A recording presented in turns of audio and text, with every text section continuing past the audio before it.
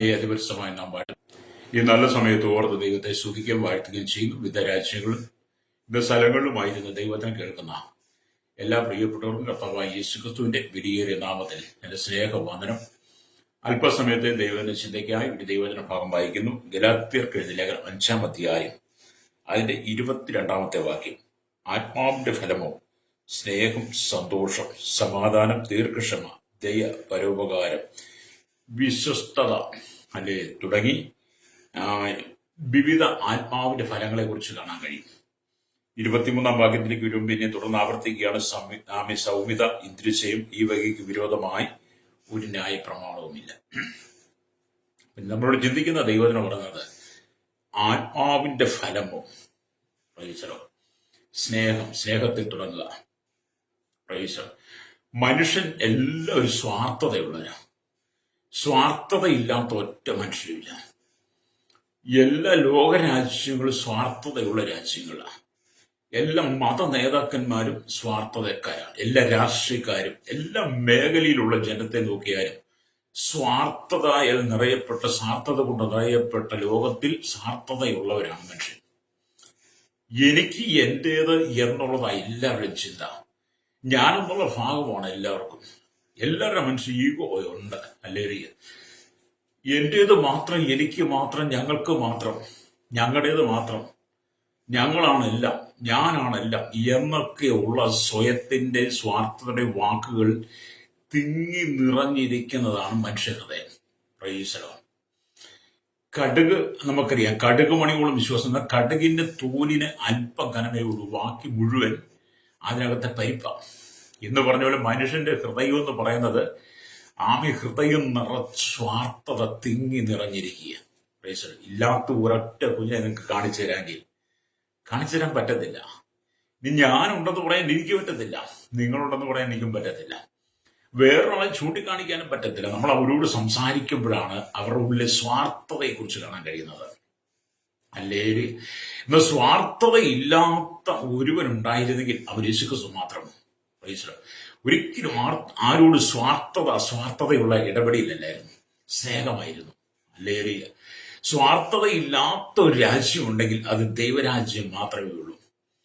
എന്ന് പറയുന്നത് സകല ജാതികളിലും ഗോത്രങ്ങളിലും ഭാഷകളും വംശങ്ങളിലും എണ്ണപ്പെട്ട വലിയ പുരുഷാരത്തിന്റെ ശബ്ദം സ്വർഗത്തിൽ കേൾക്കുന്നു. നമ്മൾ വെളിപ്പാട് പുസ്തകം വായിക്കുമ്പോൾ സ്വാർത്ഥതയില്ലാത്ത ഒരു രാജ്യം. അല്ലേ, അങ്ങനെ നമ്മൾ ചിന്തിക്കുമ്പോൾ മനുഷ്യ ജീവിതത്തിന്റെ സ്വാർത്ഥത എന്ന് നമ്മൾ നശിപ്പിക്കുന്നു, അന്നേ നമ്മുടെ ഉള്ളിൽ ആത്മാവിന്റെ ഫലം കായ്ക്കത്തുള്ളൂ.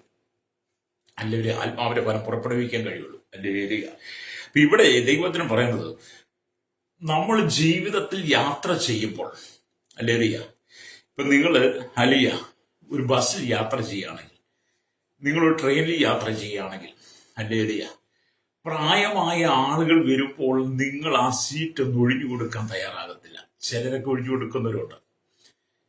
കാരണം നമ്മുടെ ഉള്ളിൽ സ്വാർത്ഥത നടക്കാതെ എന്റെ സീറ്റാണ്, ഞാൻ ടിക്കറ്റ് എടുത്തിട്ടാണ് ഇരിക്കുന്നത്, ഞാൻ ടിക്കറ്റ് എടുത്തതാണ്, എന്റെ സീറ്റ് ഞാൻ ഒഴിഞ്ഞു കൊടുക്കത്തില്ല. സ്വാർത്ഥത. എന്നാൽ ചിലർക്ക് ഒഴിഞ്ഞു കൊടുക്കുന്നവരുമുണ്ട്. അല്ലേരിയ. അപ്പൊ സ്വാർത്ഥതയാണ് മനുഷ്യന്റെ ഹൃദയത്തിൽ മുഴുവൻ ആത്മാവിന്റെ ഫലങ്ങൾ ഇല്ലെന്നുള്ളതാണ്. സ്തോത്രം. സ്വാർത്ഥത മനുഷ്യന്റെ ഹൃദയത്തിൽ ഉള്ളത് കൊണ്ടാണ് മനുഷ്യൻ എല്ലാത്തിനെയും എതിരിടുന്നത്. ആത്മാവിന്റെ ഫലം ഉണ്ടെങ്കിൽ സ്നേഹത്തോടെ എല്ലാ കാര്യങ്ങളും ചെയ്യും. അല്ലേലുയ്യ. അപ്പൊ ഫലങ്ങളുള്ള ജീവിതമായിരിക്കണം നമുക്ക്. സ്വാർത്ഥതയില്ലാത്ത ആത്മാവിന്റെ ഫലമുള്ള ജീവിതമായിരിക്കണം നമ്മൾ ഇന്ന് വെളിപ്പെടുക എന്ന് പറയുന്നത്. അതുകൊണ്ടാണ് യേശു പറഞ്ഞത്, നിങ്ങൾ എന്നെ തെരഞ്ഞെടുത്തു എന്നല്ല, ഞാൻ നിങ്ങളെ തെരഞ്ഞെടുത്തതാണ്.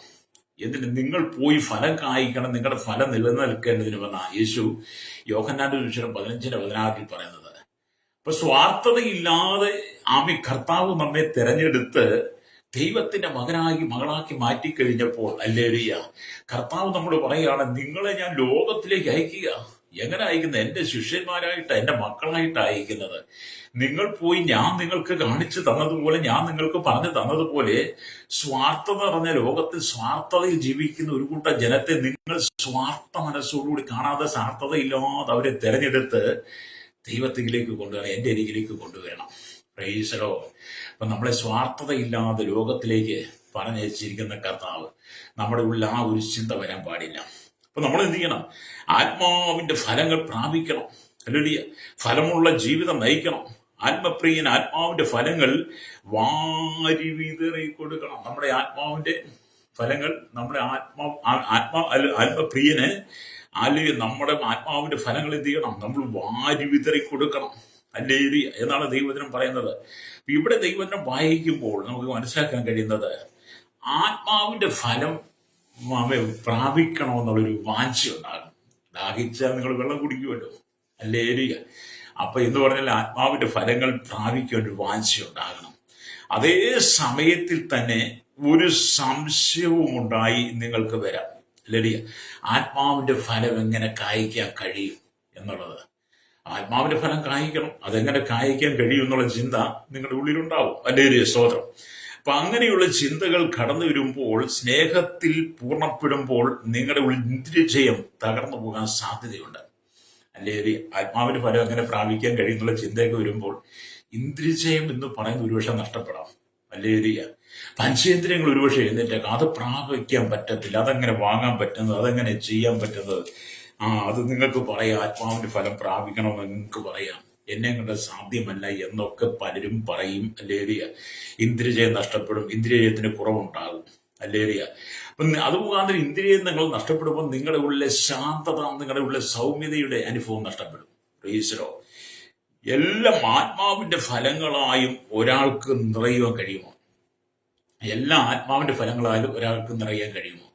എല്ലാ ഫലങ്ങളാലും ഒരാൾക്ക് നിറയാൻ കഴിയും. ആത്മാവിന്റെ ഫലം എന്ന് പറയുന്നത് എല്ലാം ഒറ്റ ആളിൽ വെളിപ്പെടുന്നതാണ്.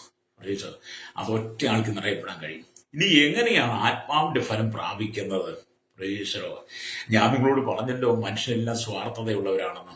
പ്രേക്ഷകരോ, ഞാനൊരു ഉദാഹരണം കൂടെ നിങ്ങളോട് പറയാം. നിങ്ങൾ ഒരു ചെടി നിങ്ങൾ കൊണ്ട് നട്ടെന്ന് കൂട്ടുക, അല്ലെങ്കിൽ നിങ്ങൾ ഒരു വിത്ത് കൊണ്ട് വിതച്ചു, കുഴിച്ചിട്ടു, അല്ലെ നട്ടു. ആ വിത്ത് മുളച്ചു വരാൻ വേണ്ടി നിങ്ങൾ കാത്തിരിക്കുന്നവരാ. പ്രേക്ഷകരോ, ആ വിത്ത് മുളയ്ക്കുന്നിടം വരെയും നിങ്ങളുടെ കണ്ണ് അതിലേക്ക് ഉണ്ടാകും. അതിന് മണ്ണിൽ നിന്ന് മുളയെടുത്ത് വരുമ്പോൾ തൊട്ട് നിങ്ങൾ അതിനെ ശ്രദ്ധിക്കാൻ തുടങ്ങും. ആ മുള പൊട്ടി ആ ചെടി പുറത്തു വന്ന് അത് വളരും തോറും നിങ്ങൾ അതിനെ പരിപാലിക്കാൻ തുടങ്ങും. പ്രേക്ഷകരോ, ഒരു നല്ല ചെടിയാണെങ്കിൽ അതിൽ നല്ല പുഷ്പങ്ങളാണ് നിങ്ങൾ ആഗ്രഹിക്കുന്നത്. അല്ലെങ്കിൽ നല്ല സൗരഭ്യമുള്ള സുഗന്ധമുള്ള അല്ലെങ്കിൽ ഒരു പുഷ്പമാണ് നിങ്ങളൊരു ചെടി ആഗ്രഹിക്കുന്നത്.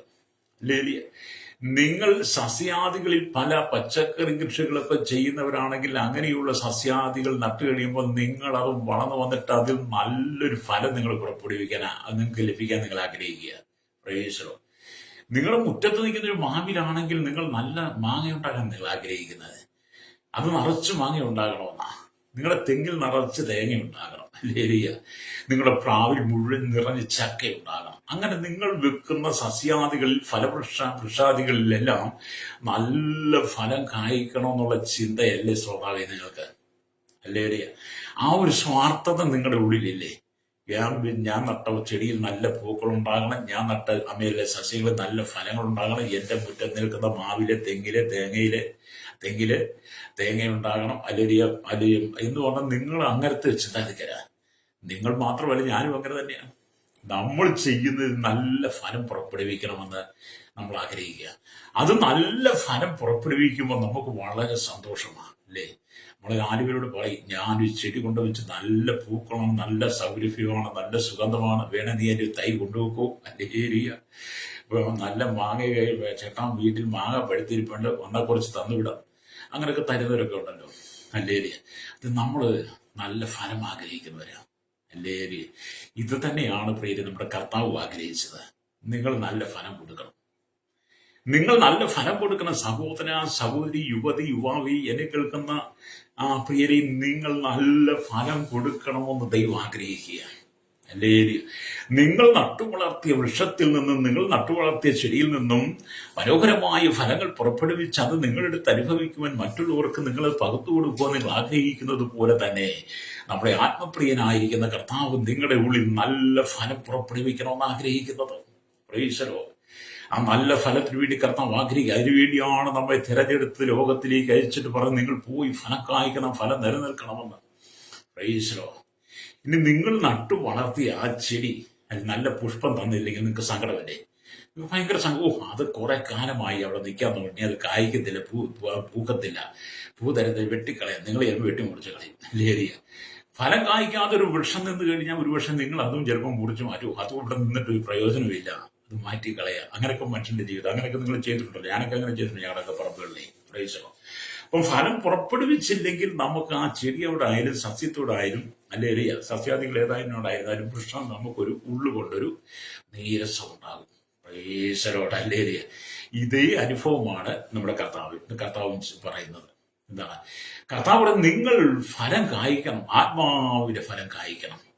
നിങ്ങൾ നട്ടുവളർത്തിയ വൃക്ഷങ്ങളിലും സസ്യങ്ങളിലും നല്ല ഫലം കായ്ക്കണമെന്ന് നിങ്ങൾ ആഗ്രഹിക്കുന്നത് പോലെ തന്നെ നിങ്ങൾ അതിനുവേണ്ടി അതിനെ ഓരോ ദിവസവും നോക്കി പരിപാലിച്ച് അതിനെ വളർത്തി കൊണ്ടുവരുന്നിടം വരെയും കൊണ്ടുവരാൻ നിങ്ങൾ എത്രമാത്രം പെടാപ്പാട് വിടുന്നോ അതുപോലെ തന്നെ വേണം നിങ്ങളുടെ ഉള്ളിൽ ആത്മാവിന്റെ ഫലം കായ്ക്കുവാൻ നിങ്ങൾ അതിനുവേണ്ടി ഒരുക്കമുള്ളവരായിരിക്കണം. അല്ലേ? ആത്മാവിന്റെ ഫലം പുറപ്പെടുവിക്കുവാൻ നിങ്ങൾ ഒരുക്കമുള്ളവരായിരിക്കണം. പ്രൈസ്. ഇതെല്ലാം നമ്മളിൽ നടക്കേണ്ട ഒരു ക്രിയയാകട്ടോ. സ്തോത്രം. പക്ഷെ മനുഷ്യൻ പരാജിതനാ. ആത്മാവിന്റെ ഫലം പുറപ്പെടുവിക്കേണ്ടതിന് സ്ഥാനത്ത് ജഡത്തിന്റെ പ്രവൃത്തികളാണ് വെളിപ്പെടുന്നത്. അല്ലേ? ജഡത്തിന്റെ പ്രവൃത്തികളാണ് മനുഷ്യന്റെ ഉള്ളിൽ വെളിപ്പെടുന്നത്. ആത്മാവിന്റെ ഫലം കായ്ക്കുവാൻ കഴിയാത്ത നിലവാരത്തിൽ ദൈവത്തിന്റെ സഭയിലെ ഒലിവ് മരം പോലെ ഇരിക്കുന്ന നിങ്ങളെല്ലാം സ്വാർത്ഥത കൊണ്ട് നിറയുന്നു. ഒലിവ് മരത്തിന് സ്വാർത്ഥതയില്ലായിരുന്നു നിങ്ങൾ വേദപുസ്തകം പഠിക്കുമെന്ന് കാണാൻ കഴിയും. എന്നാൽ ദൈവസഭയെ, ദൈവമക്കളെ ഒലിവൃക്ഷത്തോട് സമാനമാക്കി കഴിഞ്ഞപ്പോൾ ഒലിവൃക്ഷം ദൈവസഭയും മനുഷ്യൻ സമാനമായി ഇന്നത്തെ കാലഘട്ടത്തിൽ നോക്കുമ്പോൾ മനുഷ്യൻ സ്വാർത്ഥം നിറഞ്ഞവരാണ്. നമുക്ക് ഒരു ദൈവം പോലെ ആകാൻ പറ്റുന്നില്ല. സ്തോത്രം. എന്നെ കേൾക്കുന്ന നമ്മുടെ സ്നേഹിത, നിങ്ങളുടെ ഉള്ളിൽ ആത്മാവിന്റെ ഫലം നിറഞ്ഞിട്ടുണ്ടോ? ആത്മാവിന്റെ ഫലമുണ്ടോ? ഇനി ഉണ്ടെങ്കിൽ ഏതാണ് ആ ഫലം? ലേലിയ. നിങ്ങളുടെ ഉള്ളിൽ ആത്മാവിന്റെ ഫലമുണ്ടെങ്കിൽ ആ ഫലത്തിന്റെ ഏറ്റവും ആദ്യത്തെ ഘടകം എന്ന് പറയുന്നത് സ്നേഹമാകട്ടോ. ആത്മാവിന്റെ ഫലമോ സ്നേഹം, അല്ലേലിയ, സന്തോഷം, സമാധാനം, ദീർഘക്ഷമ, ദയ, പരോപകാരം, വിശ്വസ്തത, സൗമ്യത, ഇന്ദ്രിയം. ഈ വകയ്ക്ക് അല്ലേലിയ വിരോധമായി ഒരു ന്യായ പ്രമാണവുമില്ല. അപ്പൊ ആത്മാവിന്റെ ഫലം നിങ്ങളുടെ ഉള്ളിലുള്ളവനായിരുന്നാണെങ്കിൽ നിങ്ങളുടെ കുടുംബം എത്ര സന്തോഷം, നിങ്ങളുടെ ജീവിതം എത്ര മനോഹരമാണ്. അല്ലെങ്കിൽ നിങ്ങളുടെ വാക്കുകൾ എത്ര മനോഹരമായിരിക്കും, നിങ്ങളുടെ പ്രവർത്തികൾ എത്ര മനോഹരമായിരിക്കും. നിങ്ങളുടെ ചിന്താമണ്ഡലത്തിലെല്ലാം മാധുര്യമേറിയ മധുരമുള്ള സ്വപ്നങ്ങളായിരിക്കും. അതിന് ആത്മാവിന്റെ ഫലമാണ് ആവശ്യം. അല്ലേലിയ. നിങ്ങൾ പോയി ഫലം കായ്പിൻ എന്ന് കർത്താവ് പറയുമ്പോൾ അല്ലേലിയ നിങ്ങൾ പോയി ഫലം കായ്ക്കണം. അല്ലേലി. എങ്ങനെ? ആത്മാവിന്റെ ഫലങ്ങളാൽ ദൈവം നമ്മെ നിറച്ച് ലോകത്തിലേക്ക് അയച്ചപ്പോൾ നാം അല്ലേലിയ ലോകത്തിൽ ചെന്ന് കഷ്ടതയുടെ നടുവിൽ കിടക്കുന്ന വലിയ കൂട്ടം ജനമുണ്ട്. അല്ലേലിയ. അവരോട് ഈ ആത്മാവിന്റെ ഫലത്തെ കുറിച്ച് പറഞ്ഞ് അവരുടെ ഉള്ളിൽ ആത്മാവിന്റെ ഫലത്തെ നിറയ്ക്കണം. പാപത്തിന്റെ വശീകരണത്തിൽ നിന്ന് അവരെ പുറത്തു കൊണ്ടുവരണം. ശാപത്തിൽ നിന്ന് പുറത്തു കൊണ്ടുവരണം. ബന്ധിക്കപ്പെട്ട് കിടക്കുന്ന അന്ധകാരത്തിന്റെ അധീനതയിൽ വീണ് കിടക്കുന്ന ഇരുളിൽ വീണ് കിടക്കുന്ന ജനത്തിന് വെളിച്ചമേകുവാനാണ് ദൈവം നിങ്ങളെ വിളിച്ചത്. ആത്മാക്കളെ നേടണം. ആത്മാക്കളെ നേടുന്ന ഫലം നിങ്ങൾക്കുണ്ടായിരിക്കണം.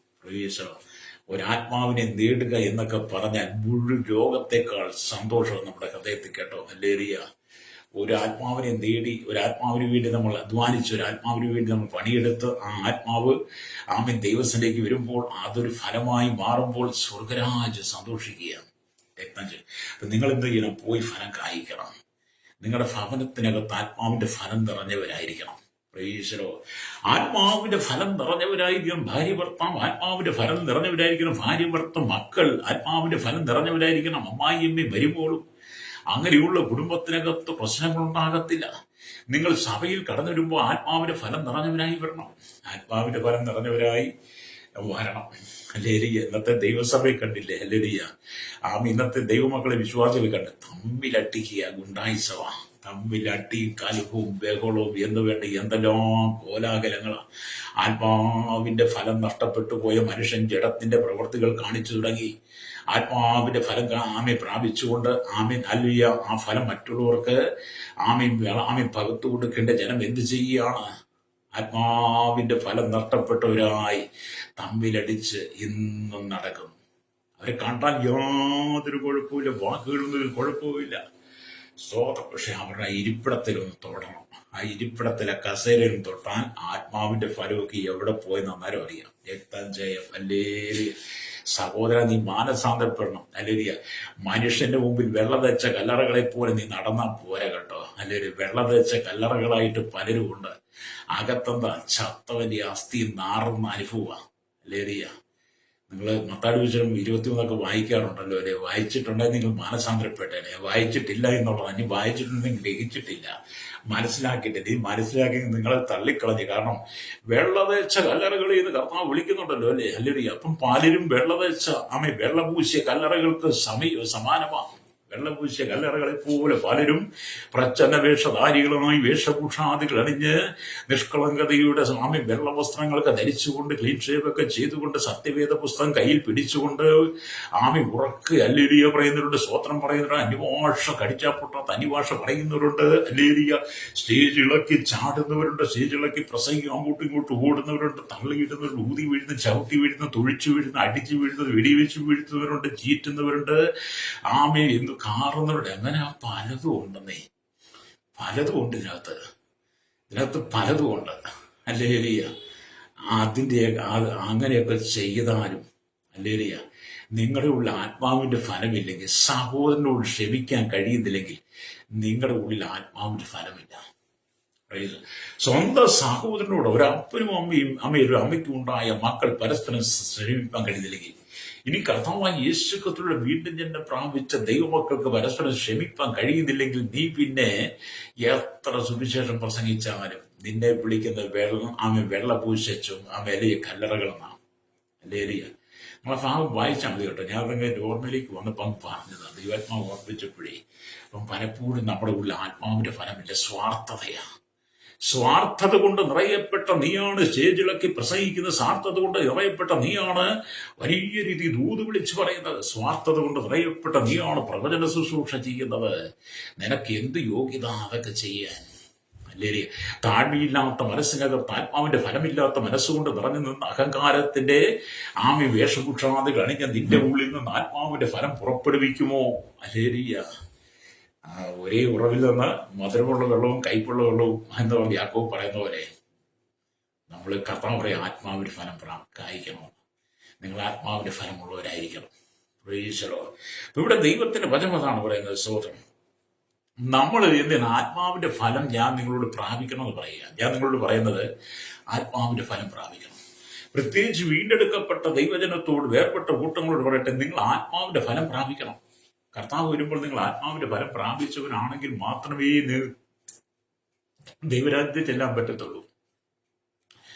ദൈവരാജ്യത്തിൽ നിങ്ങൾ ചെല്ലണമെങ്കിൽ ആത്മാവിന്റെ ഫലമില്ലാത്തവനൊന്നും ചെല്ലാൻ പറ്റത്തില്ല. ഹല്ലേലൂയ. ഞാൻ എന്നെ തന്നെ എപ്പോഴും ശോധന ചെയ്യാറുണ്ട്. ദേഷ്യങ്ങൾ വരുമ്പോൾ, കോപങ്ങൾ കടന്നു വരുമ്പോൾ, ക്ഷമിക്കാൻ പറ്റാത്ത വിഷയങ്ങൾ പിറുപിറുപ്പ് കടന്നു വരുമ്പോൾ, നിന്ദകൾ കടന്നു വരുമ്പോൾ, പരിഹാസങ്ങൾ കടന്നു വരുമ്പോൾ, മറുപടി പറയേണ്ട പല സാഹചര്യങ്ങളും നമ്മുടെ ഹൃദയത്തിനകത്തേക്ക് വരുമ്പോൾ, അങ്ങനെയുള്ളവരെ കണ്ടുമുട്ടുമ്പോൾ ഞാൻ അന്നേരം കർത്താവിനോട് പറയും, കർത്താവേ ആത്മാവിന്റെ ഫലം തരണമേ ഞാൻ മറ്റുകൊണ്ട് സംസാരിക്കാനെന്ന്. അല്ലെങ്കിൽ ജഡം എഴുന്നേറ്റാൽ ജഡം സംസാരിക്കും. അതുകൊണ്ട് ആത്മാവിന്റെ ഫലം. അതുകൊണ്ടാണ് ജഡത്തിന്റെ ചിന്ത മരണം, ആത്മാവിന്റെ ചിന്ത എന്താ? ജീവനും സമാധാനവും. എന്നെ കേൾക്കുന്ന മാതാവേ, പിതാവേ, സമാധാനമില്ലാത്ത നിന്റെ കുടുംബം, സന്തോഷമില്ലാത്ത ജീവിതം, തകർന്ന് തരിപ്പണമായി കിടക്കുന്ന അനുഭവത്തിൽ നിന്ന് നീ പുറത്തു വരണമെങ്കിൽ, ഹല്ലേലൂയ, കർത്താവായ യേശുക്രിസ്തു പറഞ്ഞതുപോലെ നീ ആത്മാവിന്റെ ഫലമുള്ളവനായി മാറണം. എന്താ ചെയ്യണം? എങ്കിലേ നിങ്ങൾക്ക് മറ്റുള്ളവരെ സ്നേഹിക്കാൻ കഴിയത്തുള്ളൂ. എത്ര കാലമാണ് നീ അല്ലെങ്കിൽ ഈ കഷ്ടതയിലൂടെ കടന്നു പോകുന്നത്, സങ്കടത്തിലൂടെ കടന്നു പോകുന്നത്? ഏതെല്ലാം വാതിലുകൾ നീ മുട്ടി, ഏതെല്ലാം വഴി നീ യാത്ര ചെയ്തോ? അല്ലേലിയ. മനുഷ്യൻ നന്നാകാൻ ആഗ്രഹമുണ്ട്. അല്ലേലിയ. എല്ലാവരും നന്നാകാൻ ആഗ്രഹമുണ്ട്. വെള്ളവടി നിർത്തണം, മദ്യപാനം നിർത്തണം. അല്ലേലിയ. പുകവലി നിർത്തണം, പാൻമസാന ഉപയോഗം നിർത്തണം. അല്ലേലിയ. അങ്ങനെ ദുഷിച്ച ശീലങ്ങളിലും നിർത്തണമെന്ന് പലരും ആഗ്രഹിക്കുന്നുണ്ട്. അല്ലേലിയ. പക്ഷെ ആത്മാവിന്റെ ഫലം പ്രാപിക്കണമെന്ന് അവന് ചിന്തയില്ല. എല്ലാം നിർത്താൻ പറ്റും, പക്ഷെ അതിനാദ്യത്തെ ഘടകം എന്ന് പറയുന്നത് നീ ആത്മാവിന്റെ ഫലം പ്രാപിക്കണം. ആത്മാവിന്റെ ഫലം നീ പ്രാപിക്കണമെങ്കിൽ അത് തരുന്നവനെ നീ തിരിച്ചറിയണം. ആത്മാവിന്റെ ഫലം തരുന്നവൻ ആരാ? രോഗമല്ല, അത് കർത്താവായ യേശു ക്രിസ്തുവാണ്. അങ്ങനെ കർത്താവായ യേശു ക്രിസ്തുവിനെ തിരിച്ചറിഞ്ഞ് ആത്മാവിന്റെ ഫലം തരുന്ന യേശു നമ്മിൽ വസിക്കാൻ വേണ്ടി നീ അവന്റെ സന്നിധി നിന്നെ സമർപ്പിച്ചു കൊടുക്കണം. ഹല്ലേലൂയ.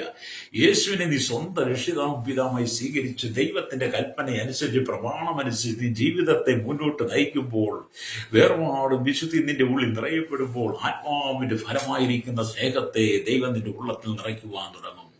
ആ സ്നേഹത്തിന്റെ ജീവിതം കൊണ്ട് തുടങ്ങിയാൽ പിന്നെ നിന്നെ പരാജയപ്പെടുത്തുവാൻ ഉലകത്തിനു ശക്തിക്കും കഴിയില്ല. രക്തം ചെയ്യും. ഹല്ലേലൂയ. എന്നെ കേൾക്കുന്ന മാതാവേ, പിതാവേ, ഉടഞ്ഞ പാത്രം പോലെ നിന്റെ കുടുംബം തകർന്നു കിടക്കുകയല്ലേ? കണ്ണുനീരല്ലേ? സങ്കടമല്ലേ?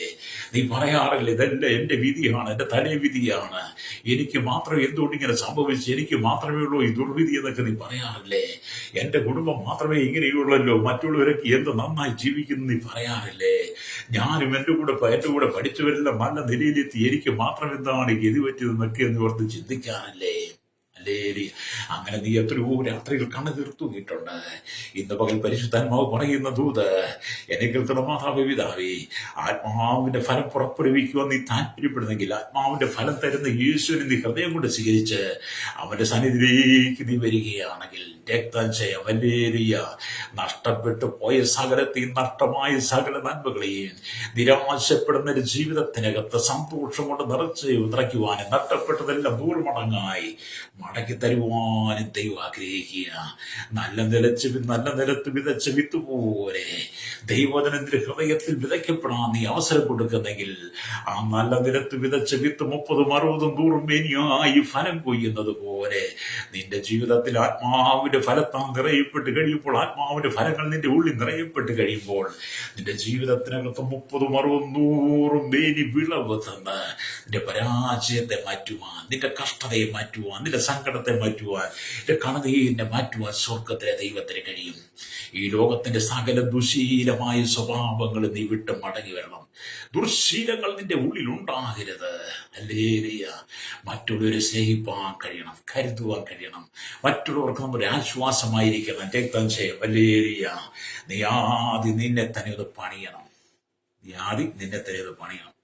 ഞാൻ പറഞ്ഞത്, ഞാനൊക്കെ എപ്പോഴും പറയാറുണ്ട്, ഞാനൊക്കെ ജനിച്ച നാളെ തൊട്ട് 36 വർഷം അല്ലെങ്കിൽ ചെറുപ്രായം കഴിഞ്ഞ് തിരിച്ചറിവുണ്ടായ കാലം തൊട്ട് അക്രമ വാസനയിലൂടെ ജീവിച്ചു വന്ന വ്യക്തിയാണ്. അക്രമമായിരുന്നു. ഹല്ലേലൂയ. അനവധി പ്രശ്നങ്ങളുണ്ടാക്കി. കോപത്തിന്റെ ആത്മാവായിരുന്നു, ശാഠ്യത്തിന്റെ ആത്മാവായിരുന്നു, ഭിന്നതയുടെ ആത്മാവായിരുന്നു. ഹല്ലേലൂയ. ആമേൻ. ദുശ്ശീലങ്ങൾ നിറഞ്ഞ ജീവിതമായിരുന്നു എൻ്റെ. ആത്മാവിന്റെ ഫലം പുറപ്പെടുവിക്കാൻ കഴിയാതെ സ്വാർത്ഥത നിറഞ്ഞ എന്റെ ജീവിതത്തിലേക്കാണ് യേശു കടന്നു വന്ന് എൻ്റെ ഉള്ളിലുണ്ടായിരുന്ന സ്വാർത്ഥത എടുത്തു പുറത്തു കളഞ്ഞിട്ട് എൻ്റെ ഉള്ളിൽ ആത്മാവിന്റെ ഫലം നിറച്ചത്. അതുകൊണ്ട് ഇന്ന് ഞാൻ കർത്താവോട് പറയും, കർത്താവ്, സ്വാർത്ഥത എൻ്റെ ഉള്ളിൽ വരരുത്. സ്വാർത്ഥതയുള്ള മനുഷ്യനായി ഞാൻ മാറരുത്. സ്വാർത്ഥത എന്നെ ഭരിക്കരുത്. സ്വാർത്ഥത എന്നെ നടത്തരുത്. ആത്മാവിന്റെ ഫലങ്ങളാൽ നിറയപ്പെട്ട് മറ്റുള്ളവർക്ക് ഈ ഫലം പകുത്തു കൊടുക്കുവാൻ വേണ്ടി എന്നെ ഒരുക്കണമെന്ന് ഞാൻ ഓരോ ദിവസവും പ്രാർത്ഥിക്കും. കേട്ടോ? രക്തം ചെയ്യും. നിന്റെ പ്രാർത്ഥനാ ജീവിതം നീ കർത്താവിലാക്കി നിന്റെ സങ്കടങ്ങളെ മാറ്റാൻ ദൈവം ആഗ്രഹിക്കുക. സഹോദര, നിന്റെ കുടുംബത്തിനകത്ത് വെളിച്ചം വീശുവാൻ ദൈവം ആഗ്രഹിക്കുക. ഹല്ലേലൂയ. ലോകത്തിലാർക്കും നിന്നെ പണിതെടുക്കാൻ കഴിയില്ല. നിന്നെ നശിപ്പിക്കുവാൻ വേണ്ടിയാണ് ലോകം ശ്രമിക്കുന്നത്, ശത്രു ശ്രമിക്കുന്നത്. അതിന്റെ നടുവിൽ നിന്നെ പണിതെടുപ്പാൻ യേശു ആഗ്രഹിക്കുക. യേശു അതുകൊണ്ട് പറയുകയാണ്, ആത്മാവിന്റെ ഫലമോ സ്നേഹം. എല്ലാത്തിനെയും ഏറ്റവും വലിയ തലക്കെട്ടെന്ന് പറഞ്ഞ സ്നേഹം. കേട്ടോ? ഏത് വിഷയത്തിന്റെയും ഏത് സബ്ജക്റ്റിന്റെ ആയതിനാലും, അല്ലെങ്കിൽ നിങ്ങൾ ചെയ്യുന്ന ഏത് ജോലിയുടെ തലക്കെട്ട് നിങ്ങൾ നോക്കിയാലും അവിടെ സ്നേഹം ഉണ്ടായിരിക്കണം. സ്നേഹത്തിൽ നിന്നായിരിക്കണം എല്ലാം തുടങ്ങാൻ. ജീവിതം തുടങ്ങാൻ, ബിസിനസ് തുടങ്ങാൻ, കൃഷി തുടങ്ങുവാൻ. അല്ലെങ്കിൽ ക്ഷീരമേഖലയിൽ നിങ്ങൾ ആയിരിക്കുമ്പോൾ, നിങ്ങൾ ജോലി ചെയ്യുന്ന മേഖലകൾ ഏതുമായിരിക്കട്ടെ, അതെല്ലാം സ്നേഹത്തിൽ തുടങ്ങണം. സ്നേഹത്തിൽ തുടങ്ങുന്നതൊന്നും നഷ്ടപ്പെട്ടു പോകത്തില്ല. ചിലരൊക്കെ വാശിക്കും, ഞാൻ അവരെക്കാൾ വലിയവനാകും. അവൻ ഒരു കടയിട്ടെങ്കിൽ 2 കടയിട്ടും, അവൻ 2 സ്വർണ്ണക്കടയിട്ടെങ്കിൽ 4 സ്വർണ്ണക്കടയിടും. അവൻ ഒരു തുണിക്കട തുടങ്ങിയാൽ 10 തുടങ്ങും. അവൻ കേരളത്തിൽ തുടങ്ങിയാൽ തമിഴ്നാട്ടിൽ തുടങ്ങും. അവൻ തമിഴ്നാട്ടിൽ തുടങ്ങിയാൽ ഞാൻ ഇന്ത്യയിൽ എവിടെയെങ്കിലും എല്ലായിടത്തും തുടങ്ങും. അവൻ ഇന്ത്യയിൽ എല്ലായിടത്തും, ഞാൻ ലോകത്തിൽ എല്ലായിടത്തും പോകും. അങ്ങനെയൊക്കെ സ്വാർത്ഥതയാ. നിന്റെ സ്വാർത്ഥത മാറ്റണം. സ്വാർത്ഥത കൊണ്ട് ശ്രോതാവി നിനക്ക് അധികം കാലം മുന്നോട്ട് പോകാൻ കഴിയത്തില്ല. എന്റെ സ്വാർത്ഥതകൾ ഒരു ദിവസം മരം മറിഞ്ഞ് വീഴുന്ന പോലെ, കടപുഴകി വീഴുന്നത് പോലെ നിന്റെ സ്വാർത്ഥം നിറഞ്ഞ ജീവിത ദിവസം കടപുഴകി വീഴും കേട്ടോ. വലിയ കാറ്റും കൂടും പേമാരിയും ആഞ്ഞടിക്കുമ്പോൾ എന്ത് ചെയ്യുന്നു? മരങ്ങളൊക്കെ കടപുഴകി വീഴുന്നത് പോലെ കാറ്റും കൊടുങ്കാറ്റും ചുഴലിക്കാറ്റും അടിക്കും. മരങ്ങളൊക്കെ ആമി ചുറ്റിയടിച്ച് പിരിഞ്ഞ് മുറിഞ്ഞ് വീഴുന്നത് പോലെ ഒരു ദിവസം നീ തകർന്നു പോകാൻ സാധ്യതയുണ്ട്, തകർന്ന് തരിപ്പണമാകാൻ സാധ്യതയുണ്ട്. സ്വാർത്ഥത നിന്റെ ഉള്ളിലുണ്ടെങ്കിൽ ഇന്ന് പകരം നീ എടുത്ത് പുറത്ത് കളയണം. ആത്മാവിന്റെ ഫലത്തിലേക്ക് വരണം, അത് പ്രാപിക്കണം. ഞാൻ നിങ്ങളോട് പറഞ്ഞ ആത്മാവിന്റെ ഫലം പ്രാപിക്കുക. എങ്ങനെ പ്രാപിക്കാന്ന് ഞാൻ പറഞ്ഞല്ലോ. ഒരു വൃക്ഷത്തെ നിങ്ങൾ നോക്കിയിരുന്ന് ഫലം പുറപ്പെടുവിക്കാൻ നിങ്ങൾ ആഗ്രഹിക്കുന്നത് പോലെ, അത് ആ വൃക്ഷം ഇനി ഫലം കെടുക്കുന്നില്ലെങ്കിൽ നമ്മൾ എന്ത് ചെയ്യണം? അതിന് ചെത്തി വെടിപ്പാക്കണം. ചെത്തി വെടിപ്പാക്കി എന്താണ് അതിന്റെ കുറവ് നമ്മൾ മനസ്സിലാക്കണം. നിങ്ങളെ തന്നെ ചെത്തി ഒന്ന് വെടിപ്പാക്കി എടുക്കാൻ നിങ്ങൾ തയ്യാറാകണം. അതുകൊണ്ട് എന്നെ കേൾക്കുന്ന ഒരു സ്നേഹിത, നിങ്ങൾ പ്രയത്നിക്കും വൃഥമായ കാര്യങ്ങളാണ്, നിങ്ങൾ പ്രവർത്തിക്കുന്ന മുഴുവൻ വൃഥമായ കാര്യങ്ങളാണ്. ആത്മാവിന്റെ ഫലങ്ങളാലും പൂർണ്ണത എന്ന് പറഞ്ഞ് നിങ്ങൾ പ്രവർത്തിക്കുന്ന പ്രവർത്തനങ്ങൾ വൃഥമായി പോകാതെ കാര്യമുള്ള പ്രയോജനമുള്ളതായി മാറണം. പ്രൈസലോ. എല്ലാ ആത്മാവിന്റെ ഫലങ്ങളും നിറഞ്ഞ ക്രിസ്തുവിൽ ക്രിസ്തുവിൽ നിറഞ്ഞതാണ്. എല്ലാ ആത്മാവിന്റെ ഫലങ്ങളും ക്രിസ്തുവിൽ നിറയപ്പെട്ടതാണ്, ക്രിസ്തുവിലൂടെ ലഭിക്കുന്നതാണ്, ക്രിസ്തു നമുക്ക് തരുന്നതാണ്. ഹല്ലേലൂയ. അതുകൊണ്ട് എന്നെ കേൾക്കുന്ന ആത്മാവിന്റെ ഫലങ്ങളെ പൂർണ്ണമായി കൊടുക്കുന്നത് പരിശുദ്ധാത്മാവ് നമ്മുടെ ഉള്ളിൽ വസിക്കുമ്പോഴാണ്. ആത്മാവിന്റെ ഫലങ്ങൾ നമുക്ക് പൂർണ്ണമായിട്ട് കൊടുക്കാൻ കഴിയുന്നത് പരിശുദ്ധാത്മാവ് നമ്മൾ വസിക്കുമ്പോഴാണ്. ആത്മാവിന്റെ ഫലം നമുക്ക് പൂർണ്ണമായി കൊടുക്കാൻ കഴിയുന്നത്. ആരുടെങ്കിലും പിണക്കില്ലാതെ, ആരുടെങ്കിലും എതിരില്ലാതെ നിനക്ക് ജീവിക്കാൻ കഴിയുന്നുണ്ടോ? അല്ലേ? എന്നെ കേൾക്കുന്ന സ്നേഹിത, ഞാൻ നിങ്ങളോട് പറയട്ടെ, പാപിയായ എന്നെ, പാപത്തിൽ വീണ് കിടന്ന എന്നെ, ഒരിക്കലും ആർക്കും ഉൾക്കൊള്ളുവാൻ കഴിയാതിരുന്ന എന്നെ, എല്ലാവരും തളയപ്പെട്ട് സ്വന്തം ദേശം ഉപേക്ഷിച്ച് നാട് വിട്ട് ഓടേണ്ടി വന്ന എന്നെ ഒരു കൂട്ടം ജനം ചേർത്ത് പിടിച്ചതാണ് ഞാൻ ഇന്ന് സുവിശേഷം പ്രസംഗിക്കുന്നത് കേട്ടോ. അതുകൊണ്ട് ഞാൻ ആരും ഒഴിവാക്കി കളയത്തില്ല, എല്ലാവരും ചേർത്ത് പിടിക്കും. എത്ര പാപിയായിരുന്നാലും ആ മനുഷ്യനെ ഞാൻ ഒഴിവാക്കാൻ ശ്രമിക്കത്തില്ല, ഞാൻ അവരെ ചേർത്ത് പിടിക്കും. കാരണം എന്നെ ചേർത്ത് പിടിച്ച ചില കരങ്ങളുണ്ട്.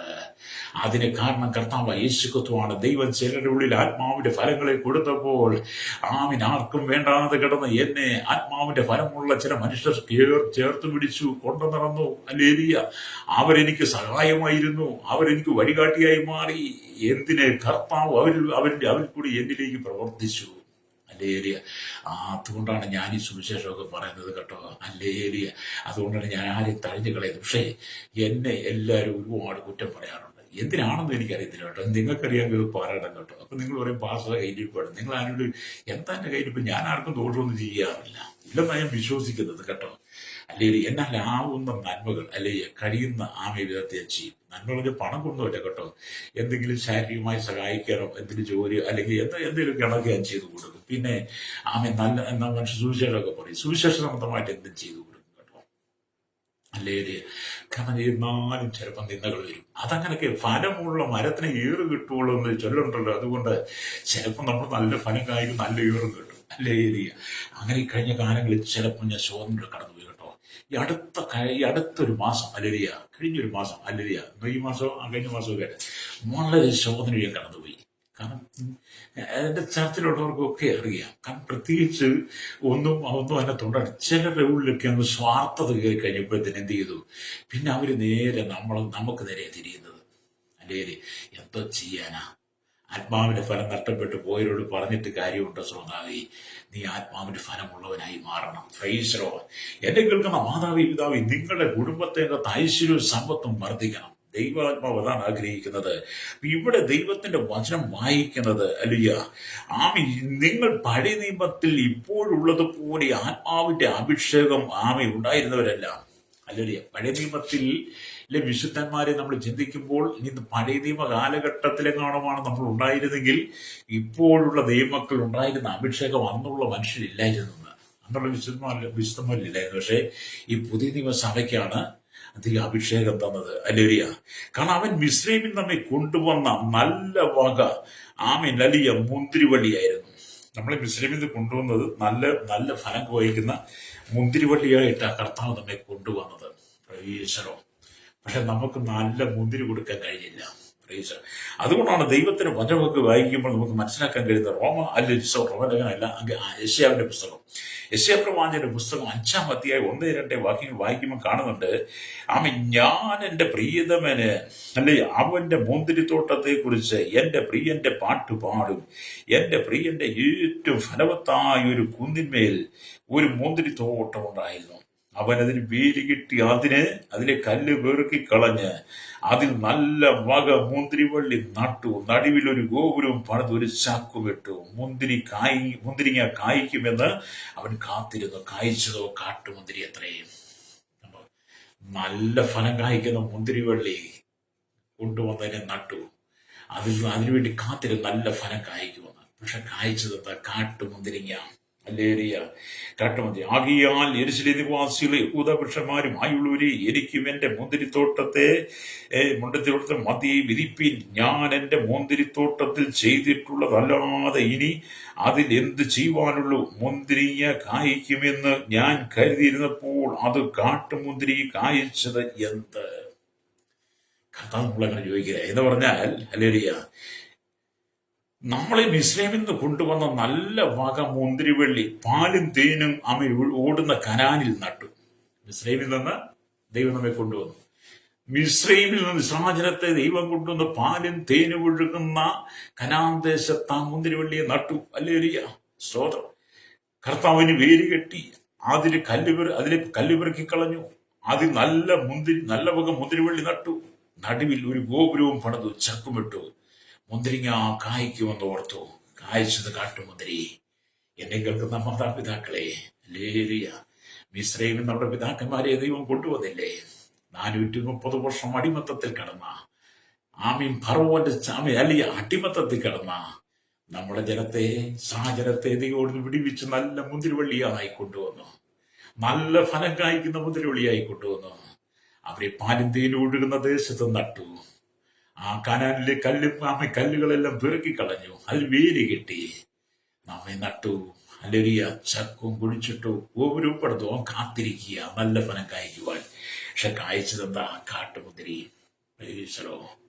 ഇന്ന് പകലിനെ കേൾക്കുന്ന ശ്രോതാവേ, പാപത്തിന്റെ അടിമത്തത്തിൽ വീണ് കിടന്ന, മിസ്രൈം അടിമത്തത്തിൽ വീണ് കിടന്ന, ഫറവോന്റെ അടിമത്തത്തിൽ വീണ് കിടന്ന, ഈ ലോകത്തിന്റെ സുഖരൂപങ്ങളിൽ വീണ് കിടന്ന ദൈവം നിന്നെ കൊണ്ടുവന്ന് വാഗ്ദത്ത കനാനിൽ സാഹചര്യത്തെ പ്രവേശിപ്പിച്ചതുപോലെ നിന്നെ സ്വർഗ്ഗ കനാന്റെ അവസരം തന്ന് ആ സ്വർഗ്ഗ കനാനിന്റെ അനുഭവത്തിനെ നിർത്തി ഭൂമിയിലാക്കിയിരിക്കുമ്പോൾ നീ നല്ല മുന്തിരി കായ്ക്കണം കേട്ടോ. കാട്ടുമുന്തിരി കായ്ക്കാതെ, ജഡത്തിന്റെ സ്വഭാവമായിരിക്കുന്ന കാട്ടുമുന്തിരികൾ കായ്ക്കാതെ, ഹല്ലേലൂയ, ആത്മാവിന്റെ ഫലമായി നല്ല മുന്തിരി കായ്ക്കണം. ഹല്ലേലൂയ. നമ്മുടെ ഇവിടെ കാത്തിരിക്കുന്നു. ഹല്ലേലൂയ. മുന്തിരിവള്ളി നമ്മെ വിളിച്ചവൻ, നമ്മളെ വേർതിരിച്ചവൻ, നമുക്ക് വേണ്ടി ജീവൻ തന്നവൻ, കുരിശിൽ മരിച്ചവൻ, നല്ല മുന്തിരി കായ്ക്കാൻ വേണ്ടി അവൻ കാത്തിരിക്കുക. പക്ഷെ നീ കാട്ടുമുന്തിരി കായ്ക്കരുത്. ഹല്ലേലൂയ. ദൈവത്തിനാണ് പറയുന്നത്. ഹല്ലേലൂയ. എന്നെ കേൾക്കുന്ന പുതിയ നിയമത്തിൽ ക്രിസ്തുവാണ് നല്ല മുന്തിരിവള്ളി നമുക്ക് മനസ്സിലാക്കാൻ കഴിയും. നമ്മൾ വീണ്ടും ദൈവത്തിനെ വായിക്കുമ്പോൾ ഈ 80-ാം സങ്കീർത്തനത്തിലേക്ക് വരുമ്പോൾ നമുക്ക് കാണാൻ കഴിയും. 80-ാം സങ്കീർത്തനത്തിലേക്ക് വരുമ്പോൾ, ഹല്ലേലൂയ, അതിന്റെ 8-ാമത്തെ വാക്യം വായിക്കും. ഇങ്ങനെ കാണുന്നുണ്ട്: നീ മിസ്രൈമിൽ നിന്ന് ഒരു മുന്തിരിവള്ളി കൊണ്ടുവന്ന് ജാതികളെ നീക്കിക്കളഞ്ഞ് എന്നെ നട്ടു. കണ്ടോ? നമ്മൾ യെശയ്യാപ്രവാചകന്റെ പുസ്തകം വായിച്ചവരെ, നമ്മൾ മിസ്രൈമിൽ നിന്നൊരു മുന്തിരിവള്ളി കൊണ്ടുവന്നു. അവിടെ ഉണ്ടായിരുന്ന 7 ജാതികളെ നീക്കിക്കളഞ്ഞിട്ട് ആ മുന്തിരിവള്ളി നട്ടു. ഹല്ലേലൂയ. കനാനിലുണ്ടായിരുന്ന 7 ജാതികളെ നീക്കിക്കളഞ്ഞ ആ മുന്തിരിവള്ളി നട്ടു. ഹല്ലേലൂയ. നീ അതിനു തടമെടുത്തു, അത് വേരൂന്നി ദേശത്ത് പടർന്നു. അതിന്റെ നിഴൽ കൊണ്ട് പർവ്വതങ്ങൾ അതിന്റെ കൊമ്പുകൾ ദിവ്യദേവദാരുക്കൾ പോലെയുമായിരുന്നു. അത് കൊമ്പുള്ള സമുദ്രം വരെയും ചില്ലികളെ നദി വരെയും നീട്ടിയിരുന്നു. വഴിപോകുന്നവരൊക്കെയും അതിനെ പറിപ്പാൻ തക്കവണ്ണം നീ അതിന്റെ വേലികളെ പൊളിച്ചു കളഞ്ഞത് എന്ത്? കാട്ടുപന്നി അതിൽ കയറിയില്ലേ? കണ്ടോ? കൊണ്ടുവന്ന് നന്നായിട്ട് നമ്മെ നട്ടു വേലിയൊക്കെ കെട്ടി. പക്ഷെ ജഡത്തിന്റെ പ്രവൃത്തി വന്ന് നമ്മുടെ ഉള്ളിൽ പ്രവേശിച്ചപ്പോൾ എന്ത് ചെയ്തു? ദൈവം കെട്ടിയ വേലികളെ എന്ത് ചെയ്തു? നമ്മൾ പൊളിച്ചു കളഞ്ഞു. ദൈവം നമുക്ക് ചുറ്റും വേലി കെട്ടിയിരുന്നു. ആ വേലിയെ നമ്മൾ പൊളിച്ചു കളഞ്ഞപ്പോൾ എന്ത് ചെയ്തു? വഴിയെ പോകുന്നവരെല്ലാം എല്ലാം കീറി പിടിക്കാൻ തുടങ്ങി. ലേരിയ സ്വോത്രം. പണ്ടൊരുത്തം പറഞ്ഞ് വഴിയെ പോയ നായയുടെ ചെവിയെ പിടിച്ച് കടി മേടിച്ചെന്ന് പറഞ്ഞ പോലെ, അല്ലെ? നിങ്ങൾ കേട്ടില്ലേ? എപ്പോഴും വഴിയെ പോയ നായയുടെ ചെവിക്ക് പിടിച്ചവൻ കടി മേടിച്ചു. അവനങ്ങ് പോയാൽ മതിയായിരുന്നു എന്ന് പറഞ്ഞാൽ, എന്നെ കേൾക്കുന്ന ശ്രോതാവേ, നിന്നെ മുസ്ലിമിൽ നിന്ന് കൊണ്ടുവന്ന് വാഗ്ദത്ത കനാനിൽ പാലും തീനും ഒഴുകുന്ന ദേശത്ത് നിന്നെ നട്ട് നിനക്ക് ചുറ്റും വേലി കിട്ടി അവൻ നിന്നെ സൂക്ഷിച്ചപ്പം വഴിയെ പോകുന്ന പട്ടിയുടെ ചെവിക്ക് പിടിച്ച് കടി മേടിച്ചെന്ന് പറഞ്ഞാൽ നീ നിന്റെ വേലി പൊളിച്ചു കളഞ്ഞില്ലേ? നിന്റെ വേര് പൊളിച്ചു കളഞ്ഞിട്ട് വഴിയെ പോകുന്നതെല്ലാം നിന്നിൽ കയറി കൂടിയില്ലേ? ഇന്ന് കടി മേടിച്ചോണ്ടിരിക്കുക. അല്ലേലില്ല. അങ്ങനെയല്ലേ നിന്റെ ജീവിതം? പ്രൈസ്. അങ്ങനെയല്ലേ നിന്റെ സ്വഭാവം? മടങ്ങി വന്ന് ആത്മപ്രിയന് വേണ്ടി നിന്റെ സമയം വിളിച്ചു കൊടുക്ക്. അപ്പൊ എന്ത് ചെയ്തു? അല്ലെ, നീ അതിന്റെ വേരുകളെ പൊളിച്ചു കളഞ്ഞു. കാട്ടുപന്നി അതിനെ മാന്തിക്കളയുന്നു, വയലിലെ മൃഗങ്ങൾ അത് തിന്നുകളയുന്നു. അല്ലേലും വയലിലെ മൃഗങ്ങൾ തിന്നുകളയുന്നു. എന്തുകൊണ്ടാണ് നിങ്ങൾക്ക് ഇത്ര കഠിന ശോധന വരുന്നത്? മാതാപിതാക്കളെ, മാനസാന്തരപ്പെടണം. ദൈവദാസന്മാരോട് പറഞ്ഞ മാനസാന്തരപ്പെടണം. ആത്മീയ നേതൃത്വ നിരയിൽ നിൽക്കുന്ന വെള്ളമരിച്ച വേഷഭൂഷാദികൾ അണിഞ്ഞ് പ്രച്ഛന്നതയുടെ വേഷധാരികളായി നിൽക്കുന്ന ഭക്തിയുടെ വേഷം ധരിച്ച ദൈവസഭയുടെ ഉടമസ്ഥന്മാരോട്, ദൈവസഭയുടെ യജമാനന്മാരോട്, ദൈവസഭയുടെ മാനേജർമാരോട്, ദൈവസഭയുടെ ഡയറക്ടർമാരോട്, ദൈവസഭയുടെ ജനറൽമാരോട് പറയട്ടെ, ലേലുയ, മാനസാന്തരപ്പെടണം. മിസ്രൈമിൽ നിന്നെ ദൈവം കൊണ്ടുപോവാ. പാലിന്തിന് മുഴുവൻ ദേശത്ത് നട്ടതാ. നിനക്ക് വേലി കിട്ടിയതാ. ചക്കും കുഴിച്ചിട്ടു, ഗോപുരം പണിതു. ഉടയെ കാത്തിരിക്കുക. പക്ഷെ നീ വേലി പൊളിച്ചു കളഞ്ഞില്ലേ? ലേരിയ. വഴി പോകുന്നവരൊക്കെ നിന്റെ ഉള്ളിൽ കയറി. എല്ലാ തന്ത്രങ്ങളും നിന്റെ ഉള്ളിൽ കയറിയില്ലേ? എല്ലാ അധികാരക്രമവും നിന്റെ ഉള്ളിൽ കയറിയില്ലേ? എല്ലാ സ്ഥാനമാനങ്ങളും നിന്റെ ഉള്ളിൽ കയറിയില്ലേ? സഹോദരനെ കാണാൻ കഴിയാത്ത കണ്ണു നിനക്ക് വന്നില്ലേ? സഹോദരനെ സ്നേഹിപ്പാൻ കഴിയാത്ത ഹൃദയം നിന്റെ ഉള്ളിൽ വന്നില്ലേ? ലേരിയ. കാട്ടുപന്നി നിന്റെ ഉള്ളിലേക്ക് കയറി. അല്ലേരിയ. മൃഗങ്ങളെല്ലാം നിന്നിൽ ഇരച്ചു കയറി. എന്താ മൃഗങ്ങൾ? സാത്താനിശക്തികൾ നിന്റെ ഉള്ളിലേക്ക് ഇരച്ചു കയറി. അല്ലേരിയ. അതെ, ഇന്ന് പകൽ എന്നെ കേൾക്കുന്ന പ്രശ്നത മനസാന്തരപ്പെട്ട് മടങ്ങുക. മാനസാന്തരപ്പെട്ട് മടങ്ങി വരുവാൻ പരിശുദ്ധാത്മാവ് നമ്മെ ഓർപ്പിക്കുക. അല്ലേരിയ.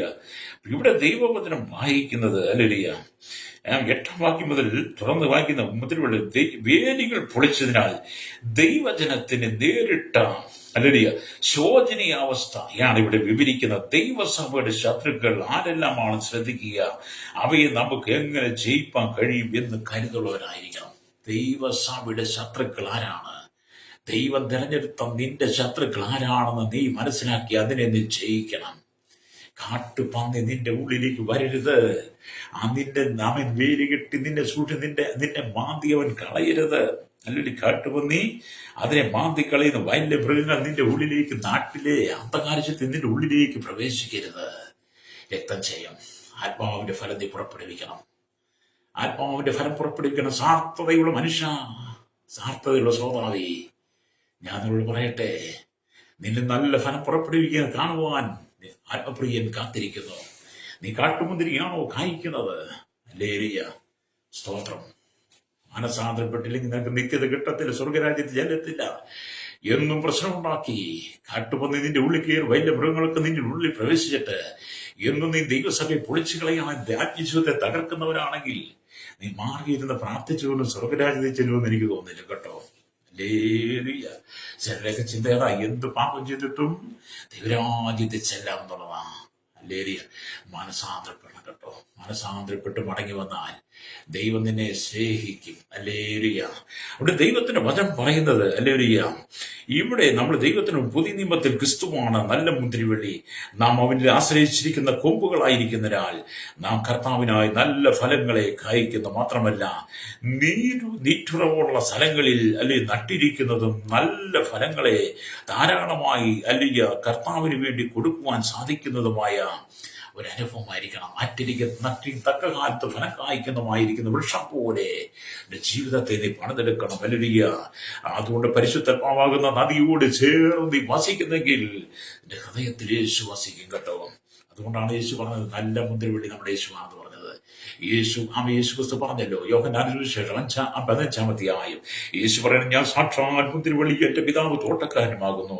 എന്നിൽ കായ്ക്കാത്ത കൊമ്പൊക്കെയോ നീക്കിക്കളയുന്നു, കായ്ക്കുന്നൊക്കെയും അധിക ഫലം കായ്ക്കേണ്ടതിന് ചെത്തി വെടിപ്പാക്കുന്നു.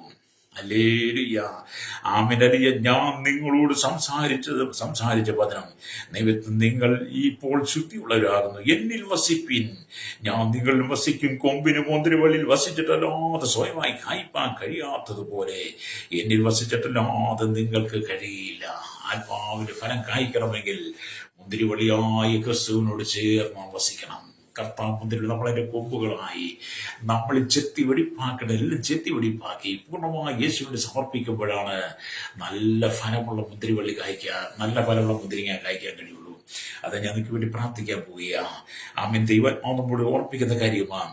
യേശു ക്രിസ്തു പറഞ്ഞു, എന്നിൽ വസിപ്പിൻ, ഞാൻ നിങ്ങളിൽ വസിക്കും. കൊമ്പിന് മുന്തിരിൽ വസിച്ചിട്ടില്ലാതെ സ്വന്തമായി കായ്പാൻ കഴിയാത്തതുപോലെ.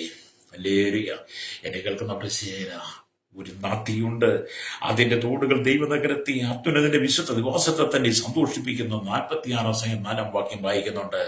അല്ലെങ്കിൽ മാത്രം ദൈവത്തിലെ നിങ്ങൾ ഉന്നതനായവൻ വസിക്കുന്ന പരിശുദ്ധാത്മാവായിരിക്കുന്നു. അല്ലെങ്കിൽ പരിശുദ്ധാത്മാവിന്റെ മന്ദിരമായിരിക്കുന്നു നിങ്ങളിൽ.